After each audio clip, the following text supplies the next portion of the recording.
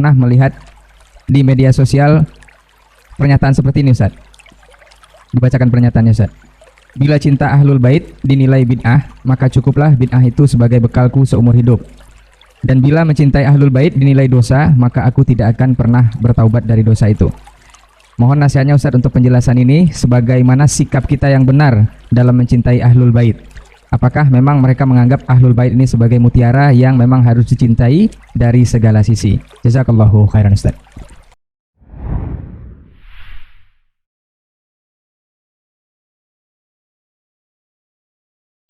Ini perkataan kalau saya pahami dari orang yang tak akan bergeser dari keyakinan yang salah tak salah, betul tak betul. Jadi kita tidak, andainya sesuatu itu salah dan jelas dengan dalilnya, saat ini saya tinggalkan. Dan andainya itu benar, jelas dengan dalilnya, saya akan tetap berjalan dan lebih kokoh. Itu yang benar. Itu sama dengan saya pernah juga mendengar khutbah, andainya bid'ah itu masuk neraka, biarlah saya dengan Umar yang pertama masuk neraka. Umar dijamin masuk surga, antum belum? Karena pemahaman beliau, Umar adalah pembawa bendera bid'ah. Gara-gara perkataan beliau, ni'matil bid'atu hadhihi. Padahal kalau antum pahami makna perkataan Umar, ni'matil bid'atu hadhihi, apakah makna lughawi atau makna syar'i? Kita dudukkan. Yang dilakukan Umar waktu itu adalah mengumpulkan orang salat tarawih dengan satu imam. Apakah ini bid'ah secara syar'i? Jelas tidak. Karena Nabi SAW pernah mengimami jemaah semuanya dengan satu imam, beliau imamnya. Yang kedua, beliau mengumpulkan mereka di masjid. Dan juga Nabi SAW melakukannya dengan para jemaah di masjid. Ada yang mengatakan dia sholatnya sampai 30 rakaat, walaupun diperselisihkan sisi riwayat, ada Nabi 11. Umar juga memahami dari hadis Nabi. Hadis itu ada qauli, ada fi'li, ada takriri. Salatul laili masna masna. Nabi tidak membatasi. Makanya para ulama mengatakan amalan Nabi 11 rakaat itu min afradil umum. Disebut taksis, sebagai membatasi, menjawabnya sebagai bab taksis. Yang jelas dari sisi manapun yang dilakukan Umar tidak bid'ah. Bahkan andainya tidak ada dalam hadis fi'li Nabi, tidak ada dalam hadis qauli Nabi, perbuatan itu masih tetap yang dilakukan Umar dalam koridor sunnah. Sebab Nabi mengatakan alaikum bisunnati wa sunnatil khulafa'ir rasyidin al-mahdina min ba'di. Ini adalah hadis takriri. Artinya Nabi mentakrir apapun yang dilakukan oleh khulafa'ir rasyidin setelahnya. Dari sini kita paham bahwasanya yang dimaksud oleh Umar adalah bid'atun lughawiyah. Dan itu rata-rata yang dikatakan Imam Syafi'i misalnya. Imam Syafi'i rahimahullah ketika mengatakan wa ma'ruf wa ma'lumun bi lisanil arabi annal bid'ata bid'atani. Wa bid'ah itu dua secara bahasa. Bid'atun mazmumatun wa bid'atun mahmudah. Nah, yang mahmudah apa? Makanat tuwafiqu asy-syara'. Yang atau dalam riwayat Al-Baihaqi tuwafiqul kitab was sunnah wa ijma' as-salaf. Yaitu yang sesuai dengan Al-Quran, Sunnah dan ijma'nya as-salaf. Kalau ijma' salaf, ijma' itu dalil, bukan juga bid'ah. Berarti kembali lagi bahwa Imam Syafi'i mengatakan fi lisanil Arab, dalam lisan Arab. Demikian juga Imam An-Nawawi rahimahullah, dipahami dari beberapa tempat dalam kitabnya seperti dalam syarah Sahih Muslim ketika mensyarah hadis man ahdatsa fi amrina hadza ma laysa minhu fa huwa radd. Beliau menyatakan hadza aslun azim fi raddi jami'il muhdatsat. Ini adalah kaidah besar dalam menolak semua yang diada-adakan. Walaupun di tempat lain beliau membagi bid'ah menjadi dua, bid'ah dhalalah wa bid'ah hasanah atau mahmudah atau mazmumah. Ala kulli hal kita hukum Imam Nawawi dengan perkataannya sendiri.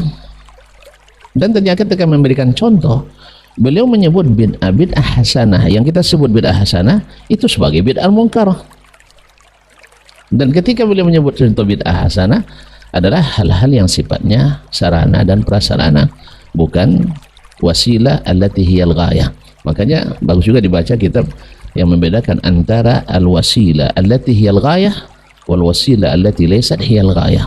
Itu ditulis oleh guru Dr. Helmi, guru saya juga, tapi beliau yang lebih intens barangkali. Kalau saya belajar di rumah aja.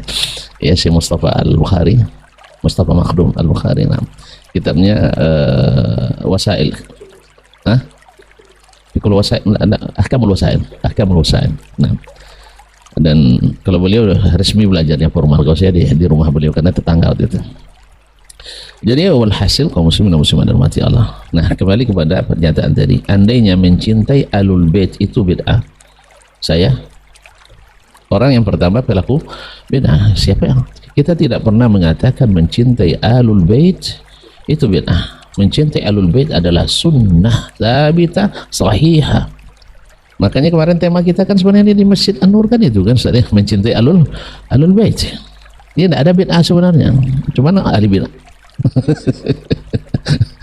Orang pada ketakutan kita menyebar bid'ah. Allah musta'an. Jadi kaum muslimin mencintai alul bait.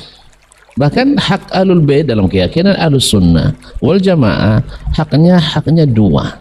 Hak quwwatul iman dan hak min itratin Nabi sallallahu alaihi wasallam. Mereka adalah keturunan Nabi alaihi salatu wassalam.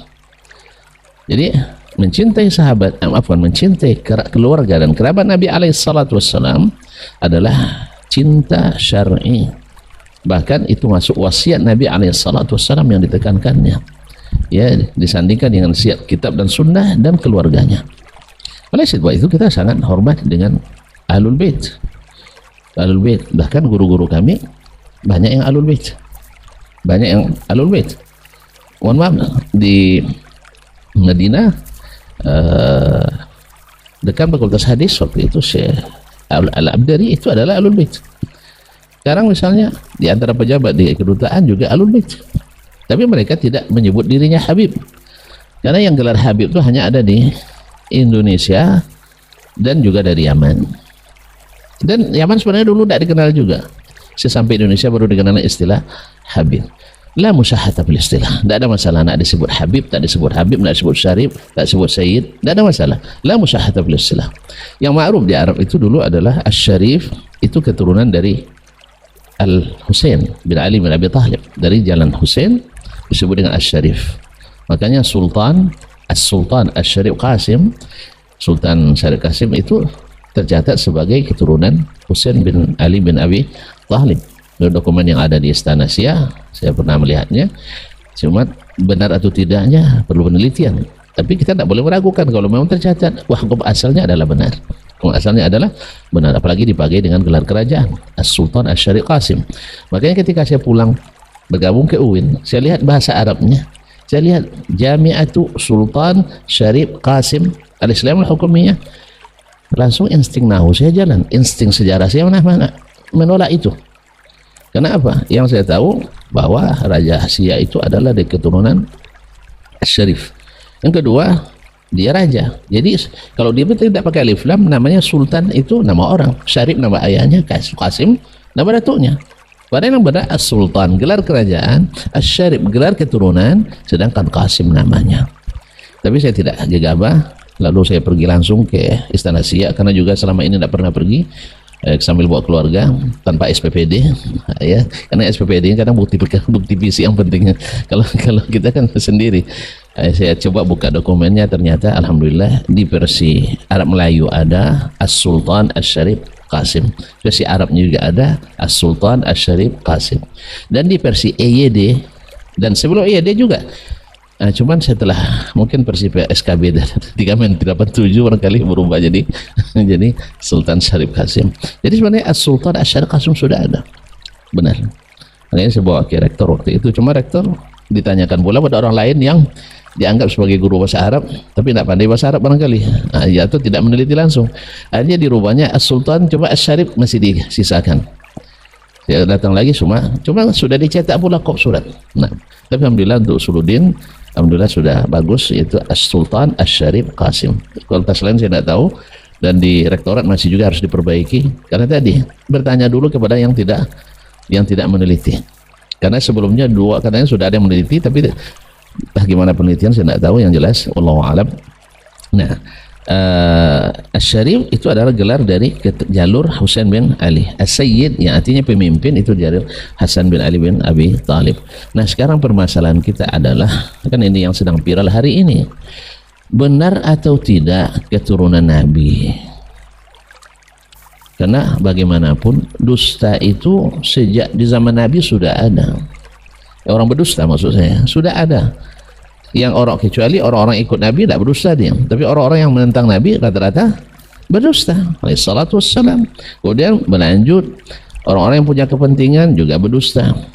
Nah, kalau pasti berdusta, ya kita katakan saya tidak akan cintai. Antum mau cintai juga terus nak masuk neraka dengan itu urusan antum. Sah? Artinya walaupun dia tidak sabit sebagai Habib, tidak sebagai turunan Nabi, dianggap mencintai sebagai bid'ah. Tidak, kita tidak melarang mencintainya. Karena orang mukmin mesti mencintai orang mukmin yang lain.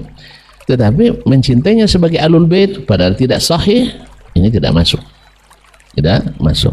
Demikian juga kalau seandainya masuk neraka akibat itu, saya ikut masuk neraka. Ya akhi, jangan main-main dengan neraka. Main bom saja tidak boleh main-main istilahnya.